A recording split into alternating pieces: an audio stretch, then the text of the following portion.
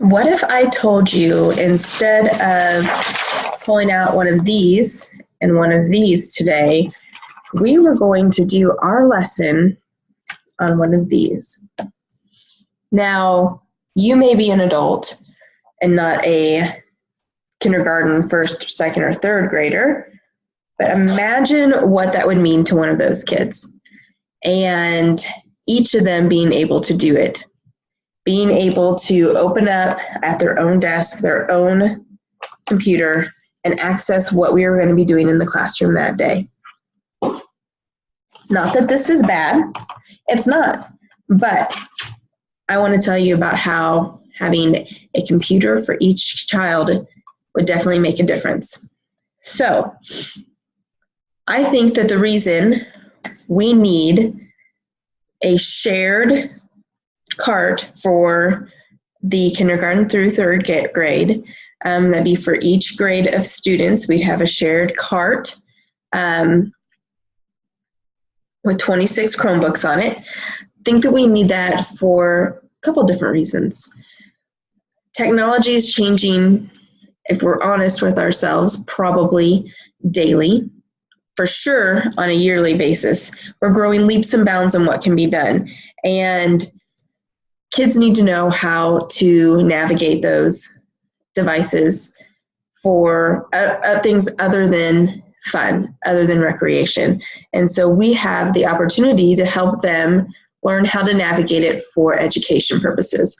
And being an educator, it's our job to help them learn how to use these devices, not only for schoolwork, but to use them to grow in their knowledge of whatever we're working on, something that can be done for an assignment-wise or something that can be done in recreation, but learning as well. So,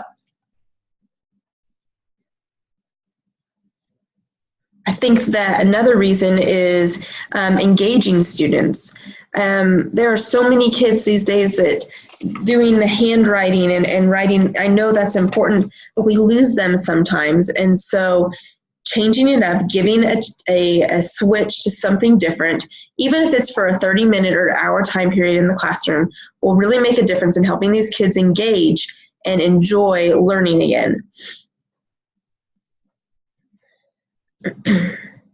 There are so many different technologies that we can access as educators for the classroom that would really be an advantage to us as educators and as a team of teachers working with our students, with Google Classroom and Google Docs and G Suite, which is the Google Suite. There's so many things there that we can utilize that will help us stay connected as teachers. So for example, having a COW, which is computer on wheels, a cart that would move in between the grades, let's say the third grade classroom, we have 3 third grades, and having a cart that would be shared. We'd have a Google Doc that would allow teachers to sign out for certain days of the week for certain amounts of time, and it'd be a rotation basis that would be shared.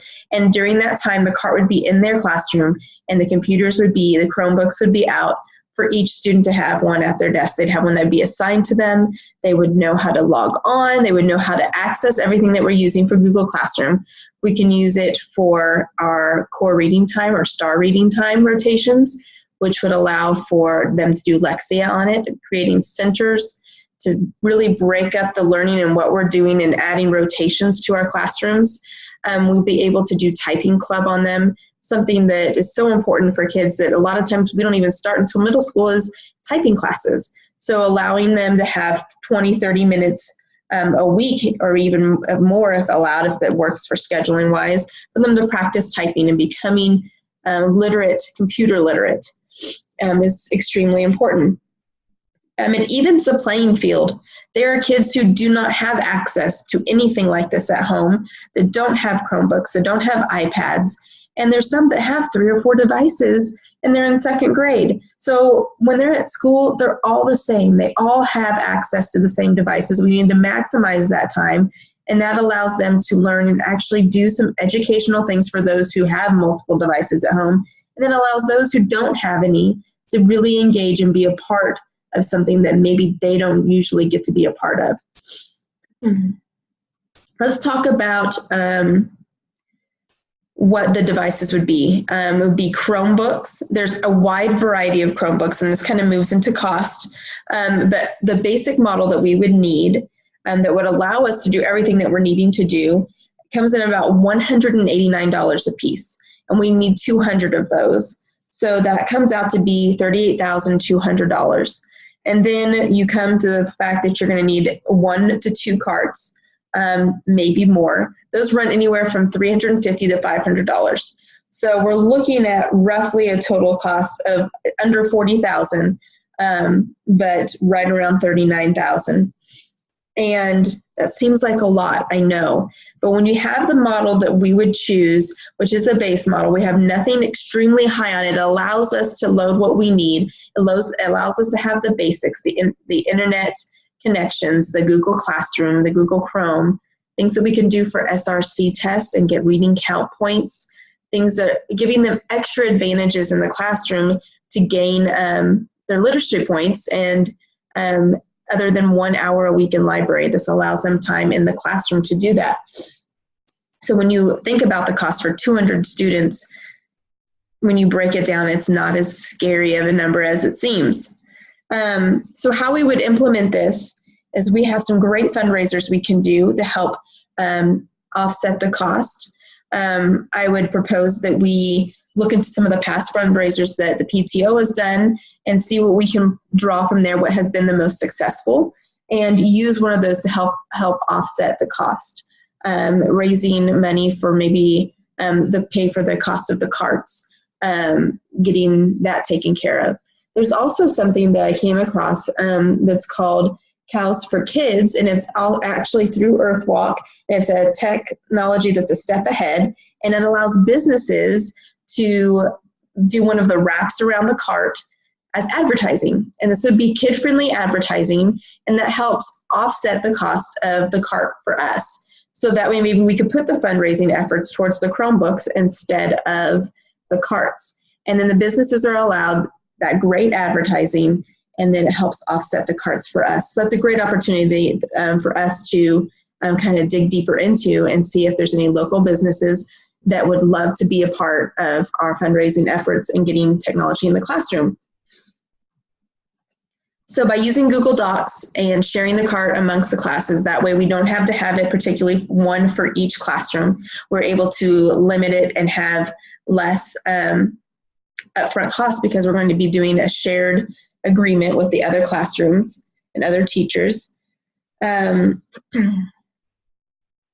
Then the impact is going to be, I think, greater than we are aware of. We think that, yes, this is something that is good. Kids need to know how to use Chromebooks and computers, but it's so much more than that. There's so much independency that comes with having the Chromebook and having that at their desk in front of them. They feel important. They feel like it's something that's just theirs for that amount of time. Kids really enjoy it. It's something that we can offer as incentives and rewards, allowing them to get on and do an extra time of typing club, or allowing them to take an SRC test when they've completed morning work. There's just so much that we can do that we can use to engage them, doing Kahoots in the class and getting them involved in learning activities as a whole, but having the Chromebook in front of them. It teaches responsibility. The list can go on, but I would really think that we need to consider seriously how we can make this happen on a timeline that works well to get started as soon as possible, and how we can save as much money as possible in doing this. And I think once we sit down and crunch the numbers, it's not a scary thought. It's something that's definitely doable. If anybody has any questions, I'm definitely open for questions. And I appreciate your time. And the other teachers and I would love to sit down and talk to you more about why we want Chromebooks in the classroom. Thank you.